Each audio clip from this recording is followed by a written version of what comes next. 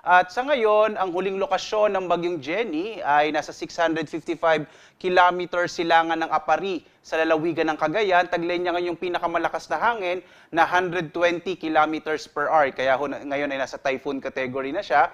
At pagbugso na sa 150 kilometers per hour. Ang pagkilos ho nito ay pahilagang kanluran sa bilis na 10 kilometers per hour. Para ma-imagine ho natin kung ano ibig sabihin ng 120 kilometers per hour, kung sakaling ito ay tatama sa lupa hanggang signal number 4, yung itataas natin na tropical cyclone signal. At sa ngayon naman, base sa pinakahuling track natin na hindi pa naman natin ito inaasahang tatama sa anumang direktang epekto o tatama yung mata nito sa anumang bahagi ng ating bansa. Patuloy pa rin yung pag-iral ng southwest monsoon at ito magdadala ho, itong hanging habagat na magdadala ng mga pag-ulan, partikular na sa may kanlurang bahagi ng Southern Luzon, gayon din dito sa may bahagi ng Visayas at Zamboanga Peninsula. Sa lalabing bahagi ho ng ating bansa, inaasahan natin yung mga isolated rain showers and thunderstorms. Narito ho yung ating latest track ng bagyong si Jenny. Makikita ho natin sa ating track. Una po, ipapaliwanag ko, ito hong parang lumalaki o cone shape. Ito ay tinatawag na forecast confidence cone. Ibig sabihin sa mga susunod na araw, ito hong na nakita nyo, ito ho yung track niya. Yung sentro ho ng track o yung mismong mata ng bagyo, posibleng matagpuan either ho dito sa may pinaka-northern part ng Taiwan o hanggang dito sa may Batanes. Habang tumatagal ho kasi, itong ating forecast confidence cone ay lumalawak dahil po pwede hong magbago yung mata o yung sentro kung saan pupunta ho yung sentro ng mata ng bagyo. So ipapaliwanag ko po, hindi ho lumalaki yung sentro ng bagyo, ang lumalaki ho yung lugar kung saan maaring makita yung mata ng bagyo sa mga susunod na araw. Kaya lagi ho tayong tumutok sa Pag-asa upang makita ho natin yung ating mga latest update kung nasaan na yung inaasahang magiging sentro ng mata ng bagyo.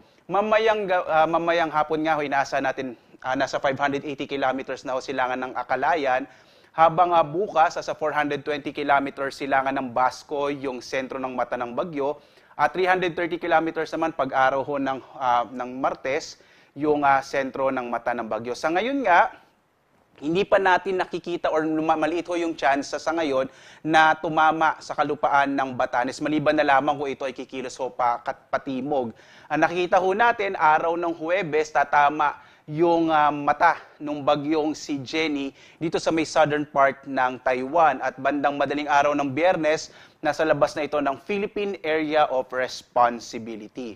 At sa ngayon nga, dahil ho sa bagyong Jenny, inaasahan naman natin o nagtaas ho tayo ng tropical cyclone wind signal. Ito yung hangin na maaaring asahan, partikular na di sa may bahagi ng Batanes, Babuyan Islands, silangang bahagi ng mainland Cagayan, mga bayan ho yan ng Santa Ana, Gonzaga, Bugay, Santa Teresita, Lalo, Bagao, Gataran at Peña Blanca. Gayon din ho sa silangang bahagi ng Isabela, Maconacon, Dibilacan at Palanan. Kapag may tropical cyclone wind signal number 1 tayo, hanggang sa susunod na 36 na oras, ay maaari tayong makaranas ng mga malalakas na hangin, posible din medyo maulap ang kalangitan at may chance din ng mga pag-ulan. Pero po, posible rin naman na medyo maaraw pa yung panahon dahil nga mangyayari pa lamang, kaya ho siya tinawag na warning. So sa mga lugar ho na ito, wag ho kayong magulat kung hindi pa ganun kalakas yung hangin kasi mararanasan pa lamang siya. Kaya dapat maghanda po tayo sa mga sandaling ito na kung saan nga maaring makaapekto itong bagyong Jenny, particular na sa extreme northern Luzon.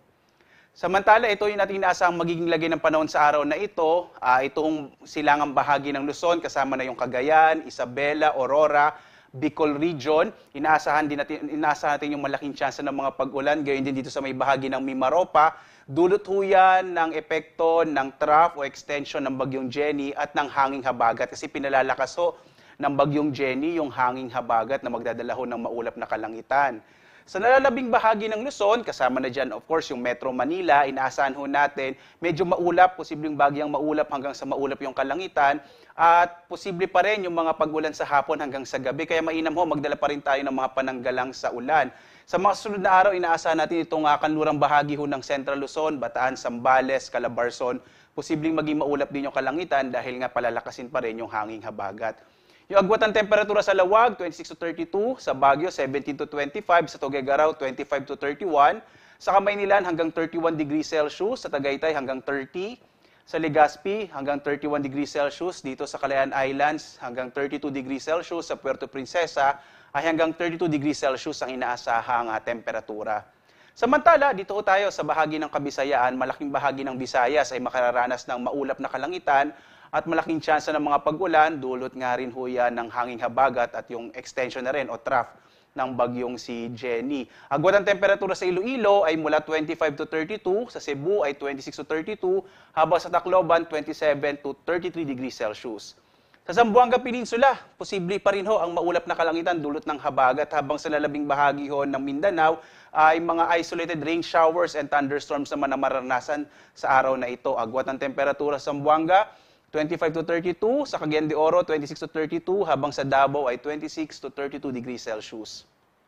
Samantala ho, ngayong araw, may mga tsansa ng posibleng malalakas na mga pag-ulan, katamtaman hanggang sa malakas na pag-ulan sa Occidental Mindoro, hilagang bahagi ng Palawan at Western Visayas, dulot ho yan ng hanging habagat na pinalalakas ho ni Typhoon Jenny. Bukas naman, yung bahagi ng Batanes, Babuyan Islands at hilagang bahagi ng mainland Cagayan, posibleng medyo maulan dulot ng bagyong Jenny. Habagat naman ang magpapaulan dito sa Occidental Mindoro, northern portion ng Palawan, posible no sa ilang bahagi ng Bataan at ng Zambales. At posible ho, dito sa mga lugar kung saan ho posibleng magkaroon ng malalakas sa mga pag-ulan, ang mga biglaang pagbaha at pagguho ng lupa, kaya iba yung pag-iingat ho, lalo na doon sa mga lugar na prone dito sa mga pagbaha, yung malaki yung tsansa ng mga pagbaha, lalo na kapag mga steep slope o masyadong matatarik ng mga lugar at saka medyo mabababang mga bahagi ng mga bayan o lalawigan na binanggit ho natin. Samantala, posible rin yung mga bugso ng hangin, dulot ho ng southwest monsoon sa ilang bahagi ng Mimaropa, malaking bahagi ng Mimaropa, Western Visayas at Bicol Region sa araw na ito, habang bukas sa Kamaynilaan, Calabarzon, Mimaropa, Bicol Region at Western Visayas, dulot din ng hangin habagat, posible hong may mga pagbugso tayo ng hangin. Nagtaas din ho tayo ng gale warning dito sa may Batanes at Babuyan Islands. Inaasahan kasi natin na magiging maalon yung karagatan habang papalapit itong bagyong Jenny. Papalapit ho dito sa may baha, sa may extreme northern Luzon. Delikado pong maglayag yung mga maliit na sakyang pandagat at maliliit na mga bangka dito sa bahaging ng ating bansa sa may extreme northern Luzon, dulot nga ng malalakas na pag-alon ng karagatan. Samantala ho, patuloy tayong nagpapaalaala na lagi po tayong tumutok sa mga update ng Pag-asa. Naglalabas po tayo ng Tropical Cyclone Bulletin every 6 hours. Susunod every 6 hours, so mamayang alas 11, meron tayong another update at yung mga weather advisories para sa habagat.